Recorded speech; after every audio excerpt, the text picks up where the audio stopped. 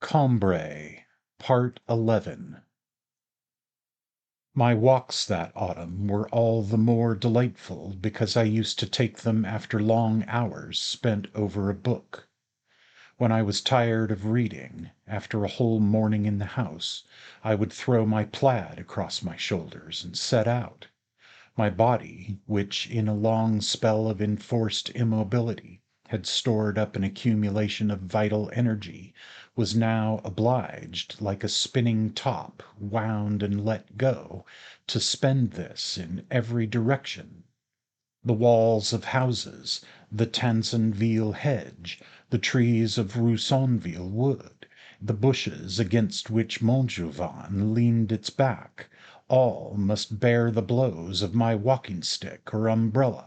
must hear my shouts of happiness, blows and shouts being indeed no more than expressions of the confused ideas which exhilarated me, and which, not being developed to the point at which they might rest exposed to the light of day, rather than submit to a slow and difficult course of elucidation, found it easier and more pleasant to drift into an immediate outlet. And so it is that the bulk of what appear to be the emotional renderings of our inmost sensations do no more than relieve us of the burden of those sensations by allowing them to escape from us in an indistinct form which does not teach us how it should be interpreted. When I attempt to reckon up all that I owe to the Méséglise way, all the humble discoveries of which it was either the accidental setting or the direct inspiration and cause, I am reminded that it was in that same autumn, on one of those walks, near the bushy precipice which guarded Montjouvan from the rear, that I was struck for the first time by this lack of harmony between our impressions and their normal forms of expression. After an hour of rain and wind, against which I had put up a brisk fight as I came to the edge of the Montjouvan pond, and reached a little hut, roofed with tiles, in which Monsieur Vintouil's gardener kept his tools, the sun shone out again, and its golden rays, washed clean by the shower, blazed once more in the sky, on the trees, on the wall of the hut, and on the still wet tiles of the roof, which had a chicken perching upon its ridge. The wind pulled out sideways the wild grass that grew in the wall, and the chicken's downy feathers, both of which things let themselves float upon the wind's breath to their full extent, with the unresisting submissiveness of light and lifeless matter. The tiled roof cast upon the pond, whose reflections were now clear again in the sunlight, a square of pink marble, the like of which I had never observed before, and seeing upon the water, where it reflected the wall, a pallid smile responding to the smiling sky, I cried aloud in my enthusiasm, brandishing my furled umbrella, "Damn! Damn! Damn! Damn!" But at the same time I felt that I was in duty bound not to content myself with these unilluminating words, but to endeavor to see more clearly into the sources of my enjoyment. And it was at that moment, too, thanks to a peasant who went past, apparently in a bad enough humor already, but more so when he nearly received my umbrella in his face, and who replied without any cordiality to my "Fine day, what? Good to be out walking." It was at that moment that I learned that identical emotions do not spring up in the hearts of all men simultaneously by a pre-established order. Later on I discovered that, whenever I had read for too long and was in the mood for conversation, the friend to whom I would be burning to say something would at that moment have finished indulging himself in the delights of conversation, and wanted nothing now but to be left to read undisturbed. and if I had been thinking with affection of my parents, and forming the most sensible and proper plans for giving them pleasure, they would have been using the same interval of time to discover some misdeed that I had already forgotten, and would begin to scold me severely, just as I flung myself upon them with a kiss. Sometimes to the exhilaration which I derived from being alone would be added an alternative feeling, so that I could not be clear in my mind to which I should give the casting vote, a feeling stimulated by the desire to see rise up before my eyes a peasant girl whom I might clasp in my arms. Coming abruptly and without giving me time to trace it accurately to its source among so many ideas of a very different kind. The pleasure which accompanied this desire seemed only a degree superior to what was given me by my other thoughts. I found an additional merit in everything that was in my mind at the moment, in the pink reflection of the tiled roof, the wild grass in the wall, the village of Roussainville, into which I had long desired to penetrate, the trees of its wood, and the steeple of its church, created in them by this fresh emotion which made them appear more desirable only because I thought it was they that had provoked it, and which seemed only to wish to bear me more swiftly towards them when it filled my sails with a potent, unknown, and propitious breeze. But if this desire that a woman should appear added for me something more exalting than the charms of nature, they in their turn enlarged what I might in the woman's charm have found too much restricted. It seemed to me that the beauty of the trees was hers also, and that, as for the spirit of those horizons, of the village of Roussainville, of the books which I was reading that year, it was her kiss which would make me master of them all, and my imagination drawing strength from contact with my sensuality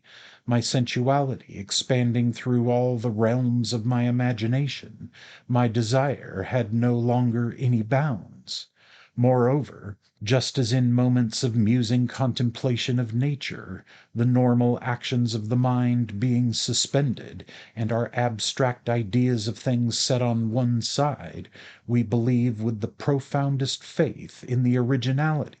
in the individual existence of the place in which we may happen to be, the passing figure which my desire evoked seemed to be not any one example of the general type of woman, but a necessary and natural product of the soil. For at that time everything which was not myself, the earth and the creatures upon it, seemed to me more precious, more important, endowed with a more real existence than they appear to full-grown men. And between the earth and its creatures I made no distinction. I had a desire for a peasant girl from Messageries or from Roussainville, for a fisher girl from Balbec, just as I had a desire for Balbec and Messageries.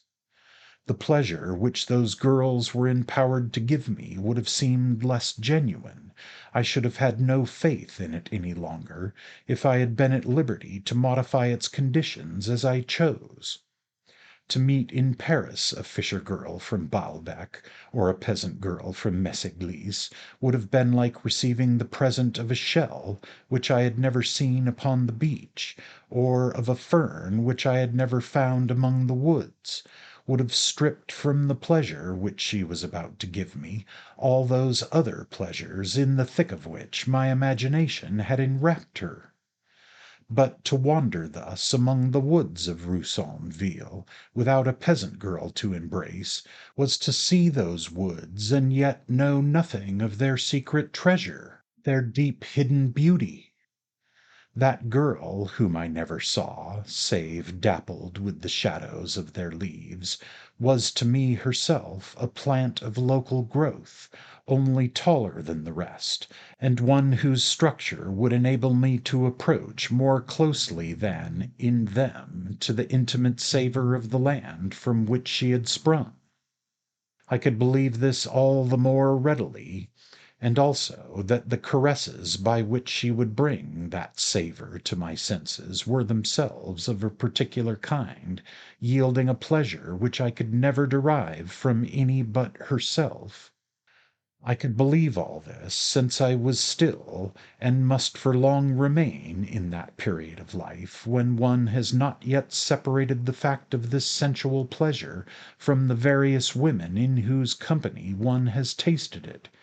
when one has not reduced it to a general idea which makes one regard them thenceforward as the variable instruments of a pleasure that is always the same.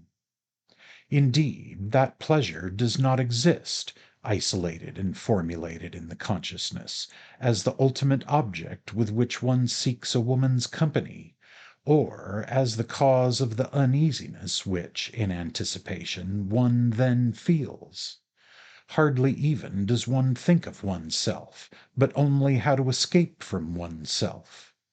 Obscurely awaited, imminent and concealed, it rouses to such a paroxysm, at the moment when at last it makes itself felt, those other pleasures which we find in the tender glance, in the kiss of her who is by our side, that it seems to us more than anything else a sort of transport of gratitude for the kindness of heart of our companion, and for her touching predilection of ourselves, which we measure by the benefits, by the happiness that she showers upon us.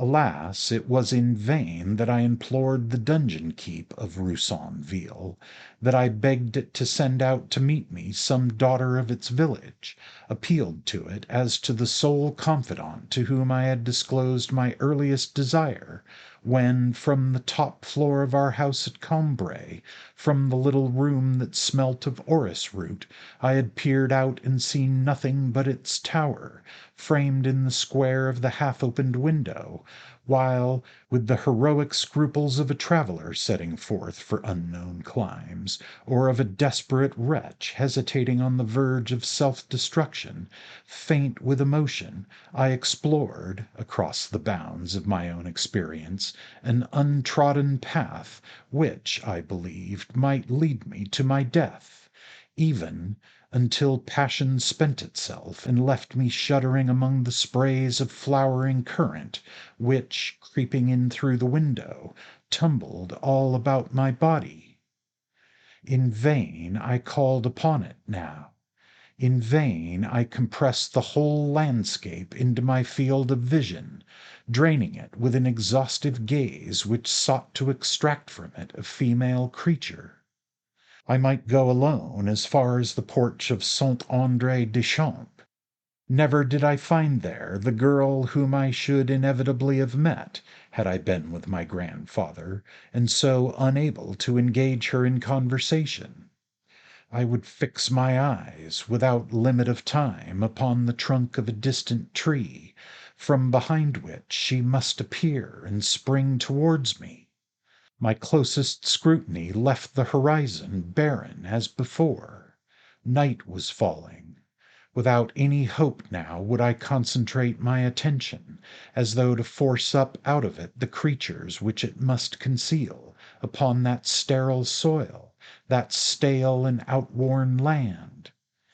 And it was no longer in lightness of heart, but with sullen anger, that I aimed blows at the trees of Roussainville Wood, from among which no more living creatures made their appearance than if they had been trees painted on the stretched canvas background of a panorama, when, unable to resign myself to having to return home without having held in my arms the woman I so greatly desired, I was yet obliged to retrace my steps towards Combray, and to admit to myself that the chance of her appearing in my path grew smaller every moment. And if she had appeared, would I have dared to speak to her? I felt that she would have regarded me as mad, for I no longer thought of those desires which came to me on my walks, but were never realized, as being shared by others, or as having any existence apart from myself. They seemed nothing more now than the purely subjective, impotent, illusory creatures of my temperament. They were in no way connected now with nature, with the world of real things, which from now onwards lost all its charm and significance, and meant no more to my life than a purely conventional framework, just as the action of a novel is framed in the railway carriage, on the seat of which a traveller is reading it to pass the time.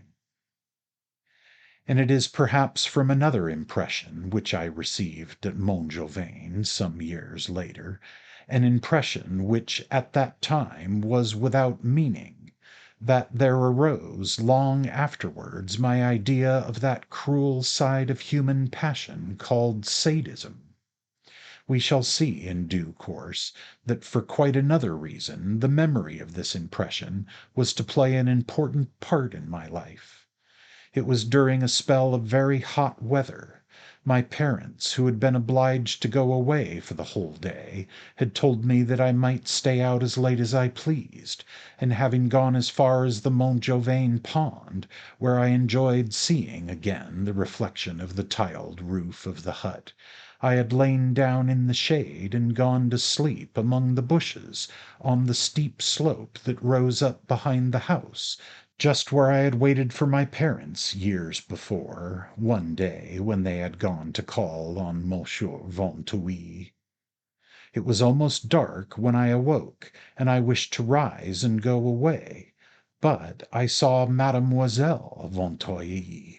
or thought at least that I had recognized her, for I had not seen her often at Combray, and then only when she was still a child, whereas she was now growing into a young woman.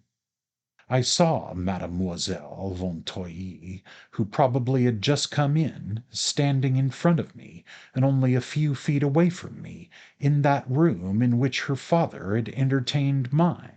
and which she had now made into a little sitting room for herself. The window was partly open, the lamp was lighted, I could watch her every movement without her being able to see me, but had I gone away I must have made a rustling sound among the bushes. She would have heard me, and might have thought that I had been hiding there in order to spy upon her. She was in deep mourning, for her father had but lately died. We had not gone to see her, my mother had not cared to go, on account of that virtue which alone in her fixed any bounds to her benevolence, namely modesty. But she pitied the girl from the depths of her heart.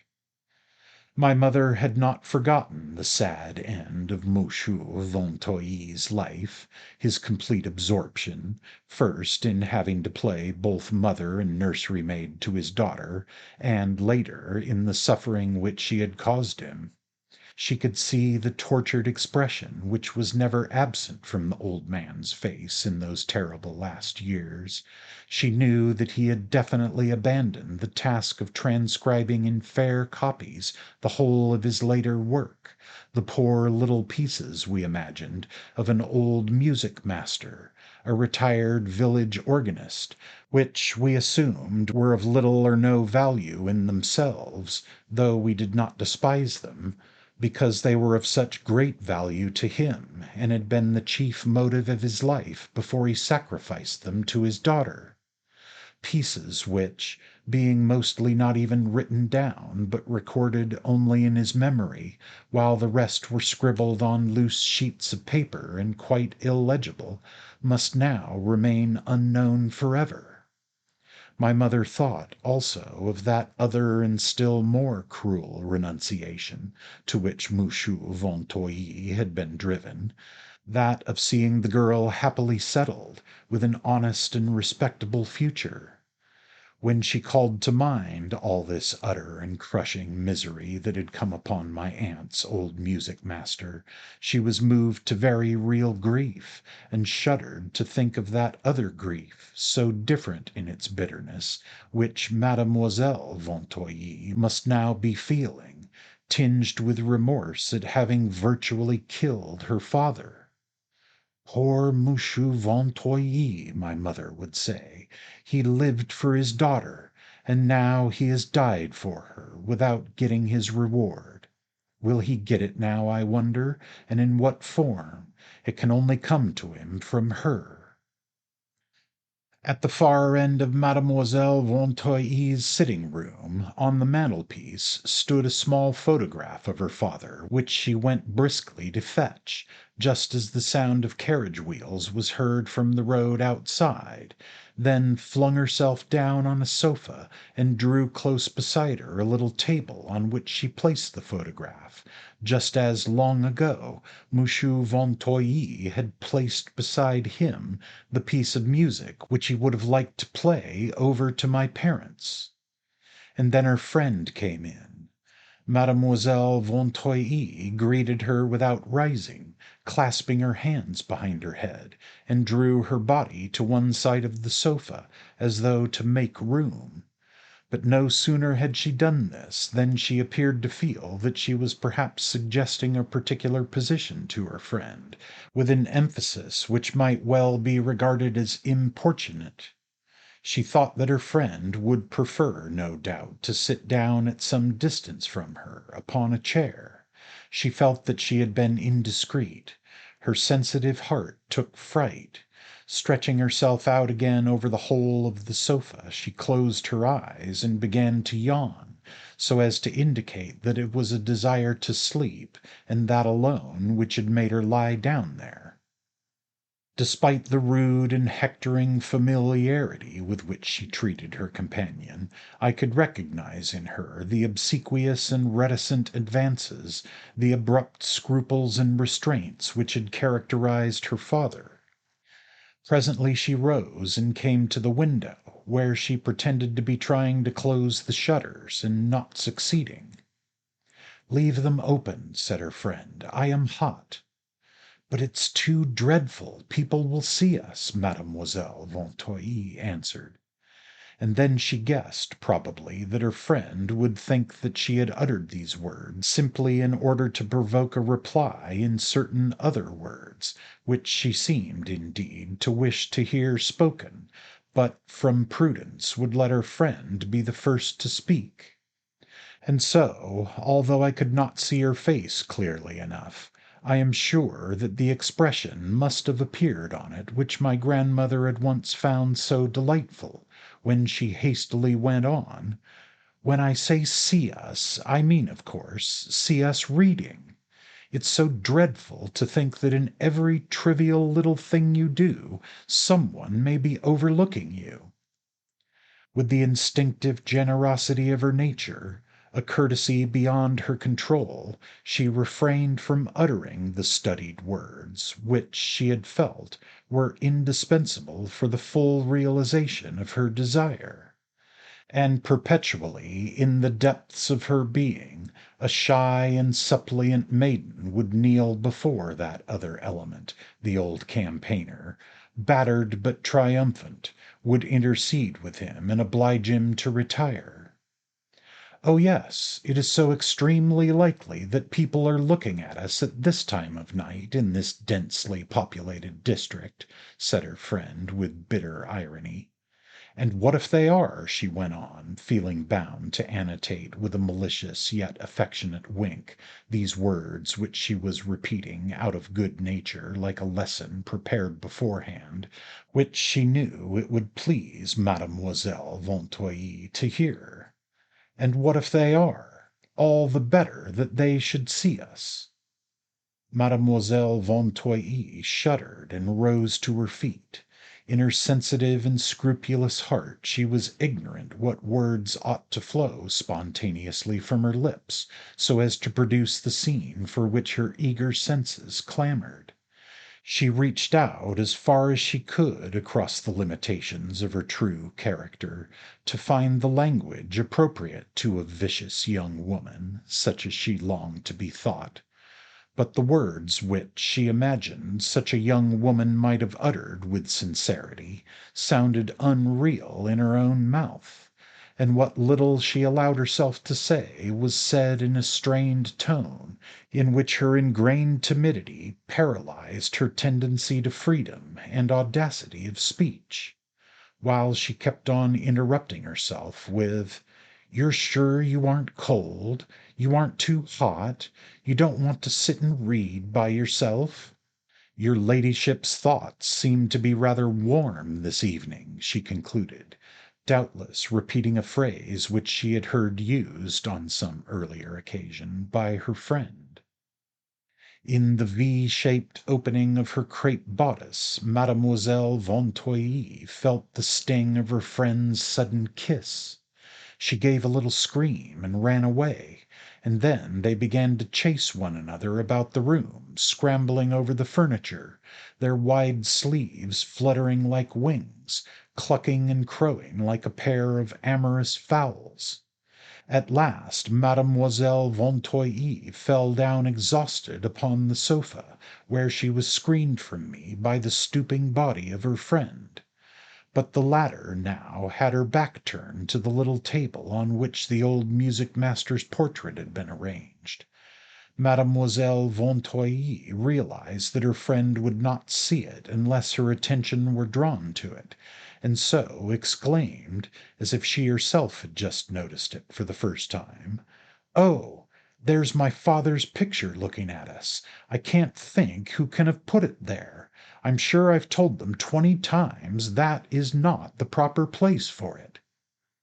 I remembered the words that Monsieur Vinteuil had used to my parents in apologizing for an obtrusive sheet of music. This photograph was, of course, in common use in their ritual observances, was subjected to daily profanation, for the friend replied in words which were evidently a liturgical response, "Let him stay there. He can't trouble us any longer. Do you think he'd start whining? Do you think he'd pack you out of the house if he could see you now, with the window open, the ugly old monkey?" To which Mademoiselle Vinteuil replied, "Oh, please," a gentle reproach which testified to the genuine goodness of her nature, not that it was prompted by any resentment at hearing her father spoken of in this fashion, for that was evidently a feeling which she had trained herself by a long course of sophistries to keep in close subjugation at such moments, but rather because it was the bridle which, so as to avoid all appearance of egotism, she herself used to curb the gratification which her friend was attempting to procure for her. It may well have been, too, that the smiling moderation with which she faced and answered these blasphemies, that this tender and hypocritical rebuke appeared to her frank and generous nature as a particularly shameful and seductive form of that criminal attitude towards life which she was endeavoring to adopt. But she could not resist the attraction of being treated with affection by a woman who had just shown herself so implacable towards the defenseless dead. She sprang on to the knees of her friend and held out a chaste brow to be kissed, precisely as a daughter would have done to her mother, feeling with exquisite joy that they would thus, between them, inflict the last turn of the screw of cruelty in robbing Monsieur Vinteuil, as though they were actually rifling his tomb, of the sacred rights of fatherhood. Her friend took the girl's head in her hands and placed a kiss on her brow, with a docility prompted by the real affection she had for Mademoiselle Vinteuil, as well as by the desire to bring what distraction she could into the dull and melancholy life of an orphan. "Do you know what I should like to do to that old horror?" she said, taking up the photograph. She murmured in Mademoiselle Vinteuil's ear something that I could not distinguish. "Oh, you would never dare!" "Not dare to spit on it? On that?" shouted the friend with deliberate brutality. I heard no more, for Mademoiselle Vinteuil, who now seemed weary, awkward, preoccupied, sincere, and rather sad, came back to the window and drew the shutters close, but I knew now what was the reward that Monsieur Vinteuil, in return for all the suffering that he had endured in his lifetime on account of his daughter, had received from her after his death. And yet I have since reflected that if Monsieur Vinteuil had been able to be present at this scene, he might still, and in spite of everything, have continued to believe in his daughter's soundness of heart, and that he might even, in so doing, have been not altogether wrong. And it was true that in all Mademoiselle Vinteuil's actions the appearance of evil was so strong and so consistent that it would have been hard to find it exhibited in such completeness save in what is nowadays called a sadist. It is behind the footlights of a Paris theatre, and not under the homely lamp of an actual country house, that one expects to see a girl leading her friend on to spit upon the portrait of a father who has lived and died for nothing and no one but herself. And when we find in real life a desire for melodramatic effect, it is generally the sadic instinct that is responsible for it. It is possible that, without being in the least inclined towards sadism, a girl might have shown the same outrageous cruelty as Mademoiselle Vinteuil in desecrating the memory and defying the wishes of her dead father, but she would not have given them deliberate expression in an act so crude in its symbolism, so lacking in subtlety. The criminal element in her behavior would have been less evident to other people, and even to herself, since she would not have admitted to herself that she was doing wrong. But, appearances apart, in Mademoiselle Vinteuil's soul, at least in the earlier stages, the evil element was probably not unmixed. A sadist of her kind is an artist in evil, which a wholly wicked person could not be, for in that case the evil would not have been external, it would have seemed quite natural to her, and would not even have been distinguishable from herself. And as for virtue, respect for the dead, filial obedience, since she would never have practised the cult of these things, she would take no impious delight in their profanation. Sadists of Mademoiselle Vinteuil's sort are creatures so purely sentimental, so virtuous by nature, that even sensual pleasure appears to them as something bad, a privilege reserved for the wicked. And when they allow themselves for a moment to enjoy it, they endeavor to impersonate, to assume all the outward appearance of wicked people, for themselves and their partners in guilt, so as to gain the momentary illusion of having escaped beyond the control of their own gentle and scrupulous natures into the inhuman world of pleasure. And I could understand how she might have longed for such an escape, when I realized that it was impossible for her to effect it. At the moment when she wished to be thought the very antithesis of her father, what she at once suggested to me were the mannerisms in thought and speech of the poor old music-master. Indeed, his photograph was nothing. What she really desecrated, what she corrupted into ministering to her pleasures, but what remained between them and her, and prevented her from any direct enjoyment of them, was the likeness between her face and his mother's blue eyes, which he had handed down to her, like some trinket to be kept in the family, those little friendly movements and inclinations which, set up between the viciousness of Mademoiselle Vinteuil and herself, a phraseology, a mentality not designed for vice, which made her regard it as not in any way different from the numberless little social duties and courtesies to which she must devote herself every day. It was not evil that gave her the idea of pleasure, that seemed to her attractive, it was pleasure rather that seemed evil. And as, every time that she indulged in it, pleasure came to her attended by evil thoughts, such as ordinarily had no place in her virtuous mind, she came at length to see in pleasure itself something diabolical, to identify it with evil. Perhaps Mademoiselle Vinteuil felt that at heart her friend was not altogether bad, not really sincere when she gave vent to those blasphemous utterances.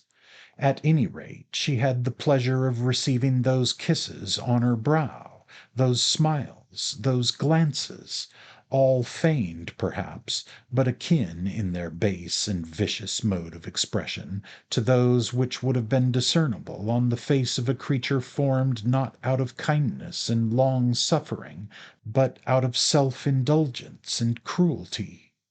She was able to delude herself for a moment into believing that she was indeed amusing herself in the way in which, with so unnatural an accomplice, a girl might amuse herself who really did experience that savage antipathy towards her father's memory. Perhaps she would not have thought of wickedness as a state so rare, so abnormal, so exotic, one which it was so refreshing to visit, had she been able to distinguish in herself, as in all her fellow men and women, that indifference to the sufferings which they cause, which, whatever names else be given it, is the one true, terrible, and lasting form of cruelty.